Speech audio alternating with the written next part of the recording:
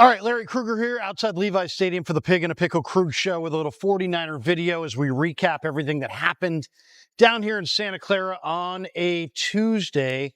It was a light day of practice today. Niners on the practice field. They get 3 days of practice this week, Tuesday, Wednesday, and Thursday. And then they will take Friday off for a little walkthrough, and then Saturday, the final preseason game. And then the following Tuesday, they have to be cut down to 53 men for week one in the NFL, which is just a few weeks away at this point. So let's talk a little bit about everything that happened today. First, we start with some news. Patrick Taylor dislocated his shoulder. He's been placed on IR. Mac Jones has an injury this week. He's not going to play. I think it's a strained knee, I think he said. I forget exactly what Jones's injury was, but he's out a week. But Shanahan said that, he will be good for week one. So they brought in Nate Sudfeld. They signed Nate Sudfeld. They gave him number 4. Sudfeld was with the Niners in 2021. He didn't practice much today. I mean, he was out there throwing the ball around a little bit, but no team drills. They're easing him in. They're easing in Nate Sudfeld. But Jones is going to be out a week. Also, Nick Bosa, Kittle, CMC, Lenore, they all practiced today. Kyle Juszczyk, he practiced as well. Today was the return of Isaac Guerendo and Renardo Green. They returned to practice and really were two of the stars of practice. Renardo Green had a PBU and a couple tackles. Guerendo, he looks like he's a full go, though he was still kind of rubbing that shoulder a little bit. So I don't think the shoulder's 100%. But he returned to practice and was out there for the full entirety of the practice. CMC did practice, but was out of team drills. They kept him out of team drills. Sam Aquinu was back at practice, but you could see that he was not going 100%. Jacob Cowing is out at practice, but you could see he's not 100%. He was returning kicks. And it seemed like as the practice wore on, he seemed like he was going 100%, but not at first. As far as highlights today, Jair Brown had a big interception of Brock Purdy on a deep ball to Malik Turner. Sam O had a forced fumble against Isaiah Hodgins. That was good to see. I thought Fred Warner really set the tone today, man. Fred Warner was everywhere. He was flying around. He was making plays.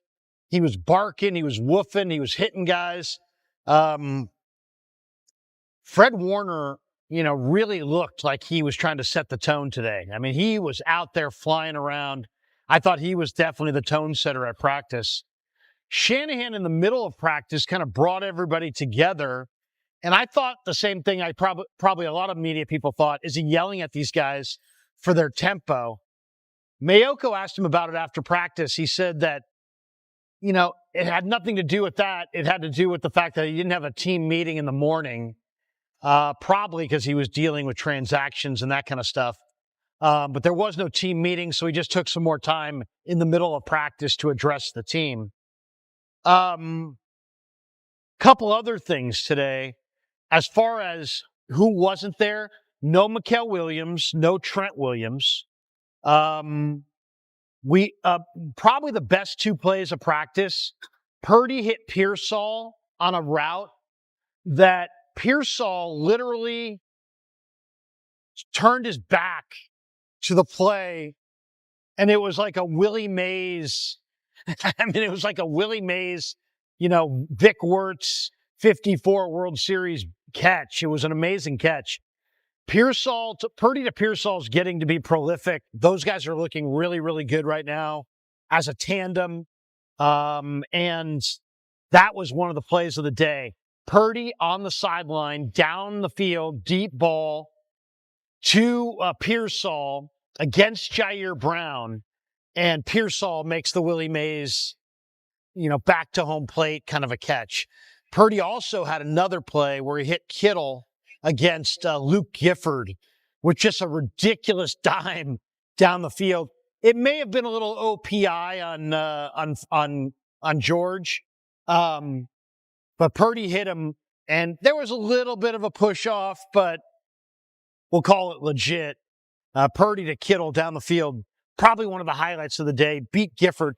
The coverage was good. The throw was absolutely a perfect dime. We talked to Kyle Shanahan after practice, and they had a couple questions about Trey Lance, and he says, he pulls for Trey, he loves Trey. He was asked about, drafting Trey, and he's like, we were committed to getting a rookie quarterback. So it really never sounded like they had the conviction on Trey as much as they had a conviction that they needed to go forward with a rookie. And then they ultimately settled on Trey, and obviously it didn't work out. He was asked, what do you think of Trey's rebound with the Chargers? And he's like, I haven't watched. It's like, so it's a better way to say it. Even if you have watched, it's better to just say, what? Haven't seen it. So Kyle begged off, said he hadn't had a chance to watch Trey yet, but that he's rooting for Trey. He loves Trey.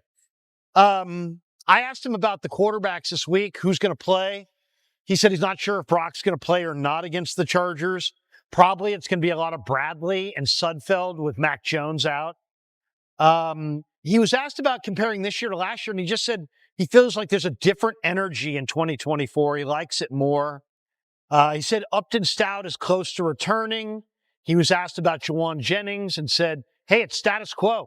Status quo on JJ, nothing new to report there. He's working his calf. How much of it is the contract? They're really not saying. I also asked Kyle, I said, are you involved this week in meetings? Are you involved in the breakdown of, canvassing the other teams in the league and figuring out if those players that are going to be cut are better than the guys you have here? And he said, yeah, he said, no, the coaches don't have time for that.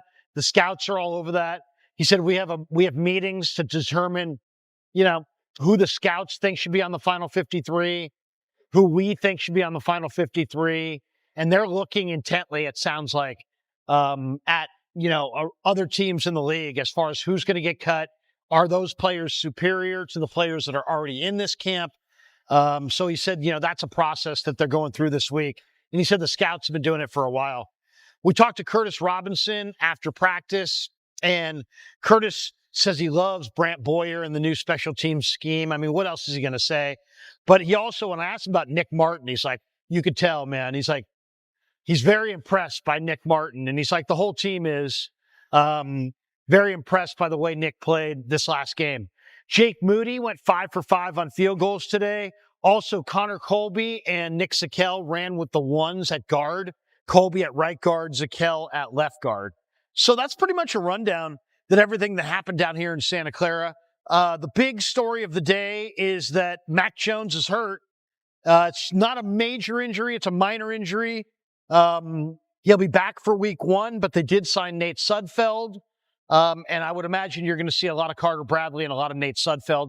And maybe no Brock Purdy at all this week, and definitely no Mac Jones. So thanks to Pig and a Pickle for being the title sponsor of the Krug Show. Thanks to Clawdaddy Arcades for sponsoring this video. And thanks to all of you guys for supporting the Krug Show on YouTube.